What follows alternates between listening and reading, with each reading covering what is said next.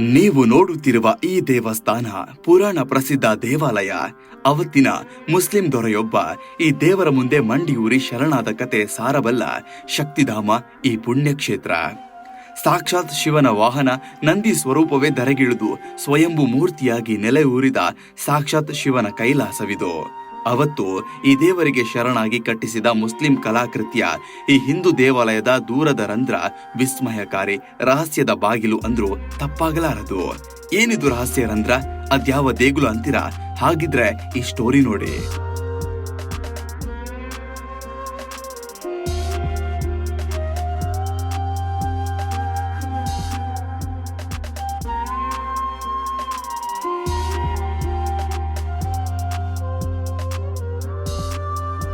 ನೆರೆಯ ಮಹಾರಾಷ್ಟ್ರ ರಾಜ್ಯಕ್ಕೆ ಹೊಂದಿಕೊಂಡಿರುವ ನಮ್ಮ ಕುಂದನಗರಿ ಬೆಳಗಾವಿಯ ಕಟ್ಟಕಡೆಯ ಗ್ರಾಮ ಕಿಳೆಂಗಾವ ಗ್ರಾಮ. ಈ ಗ್ರಾಮಕ್ಕೀಗ ಪುಣ್ಯಕ್ಷೇತ್ರ ಬಸವಣ್ಣನ ಕಿಳೆಂಗಾವ ಅಂತಲೂ ಕರೆಯಲಾಗ್ತದೆ. ಬೆಳಗಾವಿಯಿಂದ 177 ಕಿಲೋಮೀಟರ್ ದೂರದಲ್ಲಿದೆ. ಸುಕ್ಷೇತ್ರ ಶ್ರೀ ಕಿಳೆಂಗಾವ ಗ್ರಾಮದಲ್ಲಿ ನೆರೆಯೂರಿದ ಬಸವಣ್ಣನ ಪವಾಡಕ್ಕೆ ಈ ದೇಗುಲ ನೈಜತೆಯ ಚಿತ್ರವನ್ನ ಸಾರ್ತದೆ. ಹಾಗಂತ ಇಲ್ಲಿ ನಡೆದಿರೋದೆಲ್ಲವೂ ಕಾಲ್ಪನಿಕ ಕಥೆಯಲ್ಲ, ಸತ್ಯದ ಮಾತು.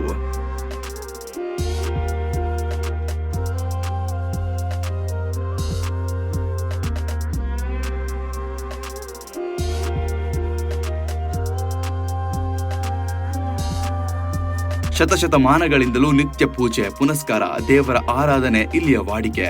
ವರ್ಷದಲ್ಲಿ ತಿಂಗಳುಗಳ ಕಾಲ ಜಾತ್ರೆ ಇರುವ ಅಪರೂಪದ ನೆಲೆ ಇದು. ಈ ದೇವಸ್ಥಾನಕ್ಕೆ ನೆರೆಯ ಮಹಾರಾಷ್ಟ್ರ, ಆಂಧ್ರ ಪ್ರದೇಶ, ಗುಜರಾತ್, ದೆಹಲಿ ಸೇರಿದಂತೆ ಬೇರೆ ರಾಷ್ಟ್ರದಿಂದಲೂ ಭಕ್ತರು ಆಗಮಿಸಿ ನಂದಿ ಸ್ವರೂಪಿ ಬಸವಣ್ಣನ ಆಶೀರ್ವಾದ ಪಡೆತಾರೆ.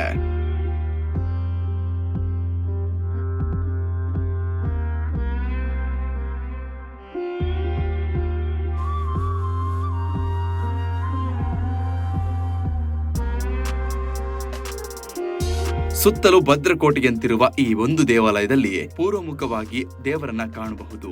ಈ ದೇಗುಲಕ್ಕೆ ವಿಶಾಲವಾದ ಬಾಗಿಲು ಇದ್ರೂ ಪಕ್ಕದಲ್ಲಿ ಒಂದು ಚಿಕ್ಕದಾದ ಕಿಟಕಿ ಆಕಾರದ ರಂಧ್ರದಲ್ಲಿ ಸಾಕ್ಷಾತ್ ಶಿವ ನಂದಿ ಸ್ವರೂಪಿ ಬಸವಣ್ಣನ ಅಪೂರ್ವ ದರ್ಶನ ಮಾಡಬಹುದಾಗಿದೆ. ದೇವಸ್ಥಾನದ ಕಟ್ಟಡ ಸಮಯದಲ್ಲಿ ಈ ಒಂದು ರಂಧ್ರವನ್ನ ವೈಜ್ಞಾನಿಕತೆಯಿಂದ ನಿರ್ಮಾಣ ಮಾಡಲಾಗಿದೆ.